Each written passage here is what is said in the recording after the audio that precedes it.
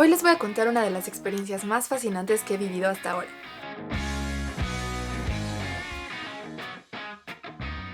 Este canal generalmente se centra en otro tipo de contenido, pero esta sección de anécdotas me gusta mucho porque en ella puedo platicar con todos ustedes de algunas otras experiencias que se salen un poco de lo cotidiano y de esta manera podemos pasar un rato agradable y conocernos un poco mejor. Esta historia por un lado abarca cosas que son completamente de mi vida e intereses personales y por otro lado también se entrelaza con mi vida laboral. Así es que espero poder aterrizar todas las ideas de la manera adecuada para que ustedes no se aburran y para también poder expresarles lo peculiar de esta anécdota y lo importante que fue para mí. Para iniciar con la historia debo remontarme varios años atrás cuando yo era apenas una niña y comentarles de paso que, como algunos ya saben, yo vivo en la Ciudad de México y este país es un área muy sísmica del planeta. Además de que, en especial, toda la parte centro que implica la Ciudad de México y varios estados colindantes son especialmente sensibles a todo lo que se refiere a sismos. Prácticamente la Ciudad de México, a pesar de ser una de las más grandes del mundo, está construida sobre lo que anteriormente fueron lagos. Y es por eso que cuando hay un sismo que nos llega hasta acá, la verdad es que solemos resentirlo mucho. Y a raíz de esto, todos por acá estamos familiarizados con los movimientos telúricos, tenemos una cultura de prevención ante los sismos y se supone que nuestros edificios están calculados para soportar este tipo de eventos. Y afortunadamente, en la gran mayoría de ocasiones, más allá del susto no sucede nada grave. Pero por supuesto siempre hay excepciones y a lo largo de nuestra historia hay algunos episodios bastante trágicos en lo que se refiere a temblores. Y para nosotros los mexicanos, hay una fecha en específico que relativa a todo esto de los temblores es casi como si estuviera maldita, el 19 de septiembre. Resulta que hemos tenido 3 terremotos fuertes justamente en esa misma fecha. El primero fue en 1985, el segundo fue en 2017 y el tercero fue hace apenas unos meses, en 2022. Por fortuna en este último casi no se registraron daños. En el de 2017 la verdad es que sí hubo una catástrofe, muchos edificios se cayeron, hubo muchas pérdidas humanas, no nada más en la Ciudad de México sino también en estados colindantes, pero el de 1985 implica un episodio negro en nuestra historia moderna. Fue la catástrofe más grande que se haya vivido hasta hoy en la Ciudad de México porque dejó a su paso una cantidad impresionante de pérdidas materiales, derrumbe de incontables edificios y una incalculable pérdida de vidas humanas. Yo ni siquiera había nacido cuando este terremoto tuvo lugar, sin embargo es muy común incluso para quienes no lo vivimos que desde niños se nos platique al respecto justamente por la magnitud que tuvo y por el impacto social que generó. Entonces, desde que yo tengo memoria, yo estaba muy acostumbrada a escuchar anécdotas, relatos, historias, no nada más en los medios de comunicación, sino también dentro de mi familia cercana. Y además, desde muy chica, cada vez que yo escuchaba un relato sobre este tema, surgía en mí un interés que realmente no les puedo explicar. Me generaba una fascinación que hasta el día de hoy me es difícil de entender porque es un poco irónico, ¿saben? Pero es algo que simplemente jamás pude evitar. Y a esto súmenle que, pues bueno, resulta que mi papá es escritor y cuando yo era chica estuvo trabajando en la parte de redacción de un libro. De hecho, tengo un ejemplar del libro por aquí. Se llama Hotel Regis, aunque la luz lo quema un poco. Pero bueno, trata de este edificio que podemos ver en la portada, que fue uno de los hoteles icónicos en la Ciudad de México, y si bien este libro no gira en torno al tema del terremoto, sino puntualmente al tema de este edificio, en realidad sí se relacionan porque el destino de este edificio se vio sellado de manera trágica con el acontecer del terremoto, y esta pieza de arquitectura tan icónica para la historia de la Ciudad de México ese día vio su fin. Entonces, encapsulando todo esto, tenemos a una yo muy pequeña que sentía esta fascinación por el tema del terremoto y todo lo relativo a él, y además en lo cotidiano, el tema del Hotel Regis era algo que constantemente yo escuchaba muchísimo en mi círculo más cercano. Y así, el tiempo fue pasando, yo fui haciendo mi vida y por supuesto, como una constante se mantuvo esta fascinación de la que ya les estuve platicando. Y habiéndoles resumido todo lo anterior como esta parte que les comentaba en un inicio que es algo para mí muy personal y de toda la vida, déjenme ahora platicarles un poco acerca del Hotel Regis antes de pasar al clímax de la historia. Obviamente lo haré de una manera muy resumida porque toda la historia de este edificio es bastante extensa y compleja, pero puedo empezar por decirles que es un edificio que se construyó a principios de 1900, creo que por ahí de 1908, y era una construcción majestuosa de 5 pisos de altura en una época en la que los rascacielos eran algo por completo fuera de la realidad. La ubicación de este hotel justamente es en la parte centro de la Ciudad de México, a unos pasos de la Alameda Central y rodeado de muchísimos otros edificios importantes. Su fachada estilo neoclásico era una cosa bellísima y en sus primeros años de vida tuvo varios usos y cambió varias veces de dueño hasta que por fin en 1918 se convirtió en el Hotel Regis.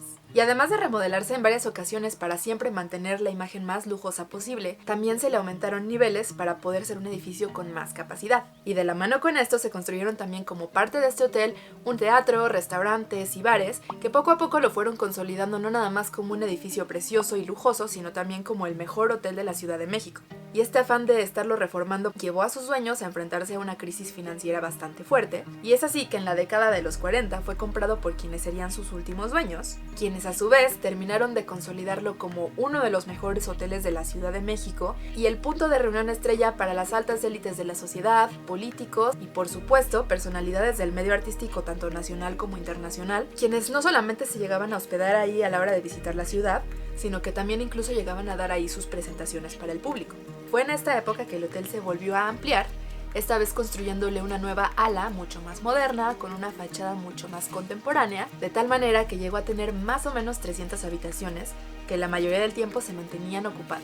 El hotel contaba con farmacia, baños de vapor, alberca, cabaret, teatro, restaurantes, bares y un sinfín de otras amenidades que en serio hacían de él un destino turístico imperdible, además de ser un edificio que llenaba de orgullo a toda la ciudad. Dentro de las paredes del Hotel Regis estuvieron hospedadas personalidades como María Félix, Pedro Infante, Agustín Lara, presidente Nixon de los Estados Unidos, Frank Sinatra o Marilyn Monroe. Entonces imagínense ustedes la imagen de este edificio icono que durante sus últimas décadas de vida en la fachada tenía un letrero gigante que decía Regis con letras doradas. Tenía muy poco tiempo de haber sido reconocido con una estrella adicional y además hacía apenas 5 días habían estado celebrando el Día del Huésped, cuando el 19 de septiembre de 1985, las 7:19 de la mañana quedaron congeladas para siempre y el edificio, junto con muchos otros de la ciudad, se vio reducido a una pila de escombros en la que por supuesto también se perdieron muchas vidas. El edificio no se cayó por completo, una parte quedó en pie, pero junto con el derrumbe hubo también varios incendios por el daño que habían tenido las instalaciones de gas, y aunque los dueños tenían la intención de volver a edificarlo en ese mismo terreno, al final lo que quedaba del edificio se terminó demoliendo. Dato curioso, esto fue el mismo día de mi cumpleaños, pero de varios años atrás. Y al final el terreno pasó a manos del gobierno. Lo que quedó del terreno se terminó de rellenar y compactar con los mismos escombros, seguramente de una manera lo más rápida y secretista posible. Y finalmente se convirtió en una pequeña plaza o parque público que se inauguró con motivos del Mundial de México de 1986. Y es así que de todas esas décadas de historia, en tan solo unos cuantos meses ya no quedó rastro alguno. Esta plaza recibe el nombre de Plaza de la Solidaridad y al centro actualmente hay una escultura a manera de monumento memorial con 2 manos entrelazadas que sostienen una hasta bandera, dedicado a la memoria no solamente de todas las vidas que se perdieron en esa catástrofe, sino también a la sociedad civil que fueron realmente quienes sacaron todo adelante. El gobierno no nada más era muy negligente, sino que además se vio por completo rebasado ante la magnitud del desastre y fue la población con lo poco o mucho que tenía la que se encargó de moverse para sacar todo adelante, rescatar personas que habían quedado atrapadas, limpiar escombros, montar campamentos para los damnificados, clasificar todo lo que llegaba como parte de la ayuda internacional que México recibía. En fin, por un lado, este terremoto es la tragedia más grande que ha sufrido esta ciudad, pero por otro lado es el mayor reflejo de cómo la población se une ante un siniestro. Y ya con todo este contexto, pasemos ahora sí al meollo de la historia.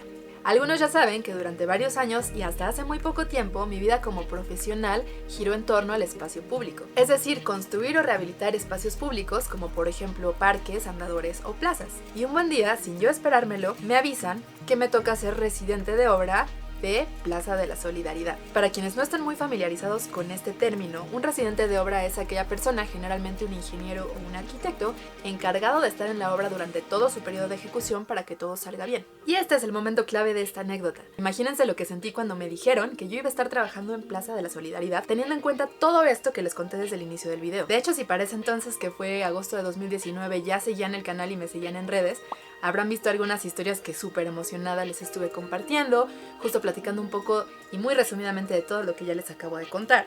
Y bueno, trabajar dentro del perímetro central de la Ciudad de México implica de primera mano que hay grandes posibilidades de que al momento de excavar aparezcan por ahí vestigios arqueológicos.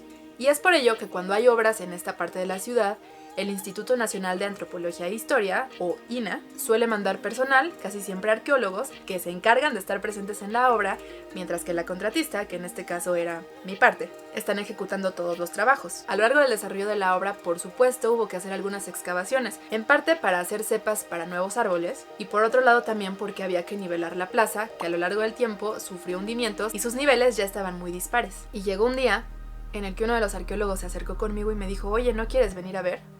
Por supuesto, yo ya antes les había platicado mi fascinación por el tema de una manera muy breve, pero estaban al tanto de ella. Yo muy emocionada, por supuesto, fui casi corriendo a ver qué era lo que había aparecido. Y en una de las cepas que se habían estado excavando, había nada más y nada menos que una capa compactada de escombros de lo que en algún momento fue el gran hotel del que ya estuvimos platicando. No se imaginan lo emocionante que fue para mí el poder ver esos vestigios de historia ahí frente a mí en carne propia. Fue una sensación, por supuesto que muy emocionante, pero a la misma vez muy abrumadora, porque mientras que por una parte me empecé a volver consciente de que estábamos desenterrando una cápsula del tiempo, que no fue intencional, sino que simple y sencillamente quedó sellada ahí involuntariamente y por una tragedia, sinónimo de una pérdida, de una catástrofe, y yo tenía todo eso frente a mí. Entonces, ese primer acercamiento para mí fue una cosa realmente impactante. No soy como muy de utilizar esta expresión, pero de verdad sentí que la piel se me ponía un poco chinita y automática e involuntariamente en mi mente empecé a escuchar ese audio tan legendario que tenemos nosotros los mexicanos, de cuando en una emisora conocida de televisión el terremoto empezó a sentirse y las últimas palabras que se dijeron antes de que ese canal se fuera por completo a negros. Sigue temblando un poquitito, pero pues vamos a tomarlo con una gran tranquilidad.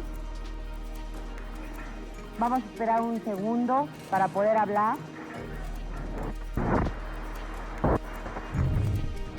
Para mí ese día fue sumamente memorable y pensé que de ahí ya no iba a suceder nada más. Y otro buen día me volví a acercar con los arqueólogos y me estuvieron enseñando qué tantas cosas habían rescatado en otra de las cepas. Para no hacerles la historia más larga, puedo decirles, y voy a dejar también las fotos por aquí, que tuve contacto con muchos objetos que salieron como parte de los escombros compactados que había abajo de la plaza. Esta vez ya no era nada más que yo estuviera siendo testigo de el mero edificio o lo que quedaba de él y sus indentaciones, sino que ya tenía frente a mis ojos diferentes objetos cotidianos que llevaron esta experiencia todavía a un nivel más alto. Porque una cosa es ver los vestigios o las ruinas de un edificio y otra cosa muy diferente es crear esa empatía inmediata a la hora de ver objetos cotidianos que otras personas como tú estaban utilizando en cierto momento de la historia, y especialmente en un momento como aquel en el que la tragedia lo cambió todo para siempre. Pedazos de mármol, trozos de alfombra, pedacería de vajillas que quizá alguien en ese momento estaba utilizando para desayunar, tapas de perfumes que seguramente eran parte del equipaje de alguien, pedacerías de diferentes azulejos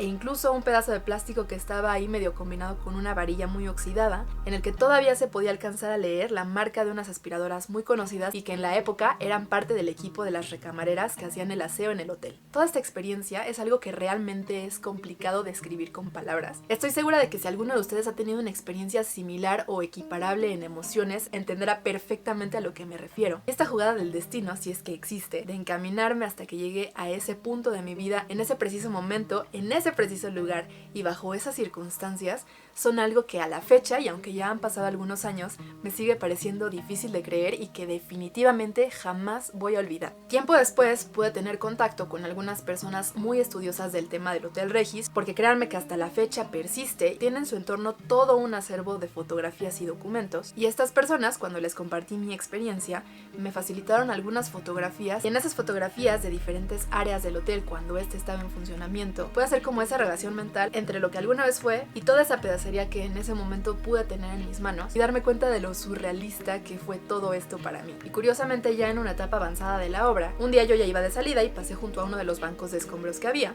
y casi como si algo me llamara, volteé a ver y encontré esta pieza.